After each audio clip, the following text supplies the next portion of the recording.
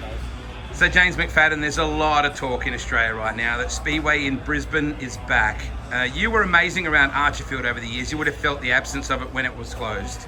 Yeah, absolutely. It was a big hole in our sport. Archerfield was a staple of what we did in Australia, and to then not have anything replace that was pretty brutal. So we'd always pack the grandstands there. It was always a lot of good vibes from the fans.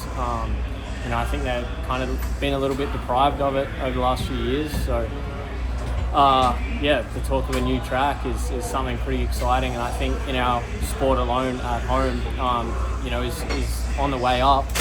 And to then have, a facility that they're talking about, to be able to compete against like Perth, and then have other forms of motorsport within that complex is something that I think our Australia needs and our sport needs, and everyone that's involved with it knows how to do things properly. Yeah. If you look at the way the business is and their operation in the racing world. So yeah, I'm excited. I love going up to Brisbane, and it's something that, like I said, we need, and we had a big hole in our industry once Archerfield shut.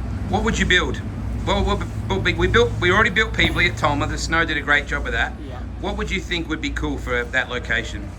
It's hard, mate. I think I would love to see a half mile in Australia, but I think it's too expensive for car owners and teams to be able to run that weekly.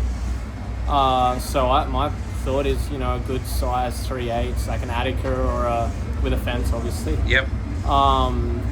Something around there with a bit of banking. Banking's important, isn't it? Yeah, I think for any kind of Australian that wants to aspire to race over in America, you need to be able to race on banking, and it's a lot different to how we sort of grew up racing at home. So some banking would be nice.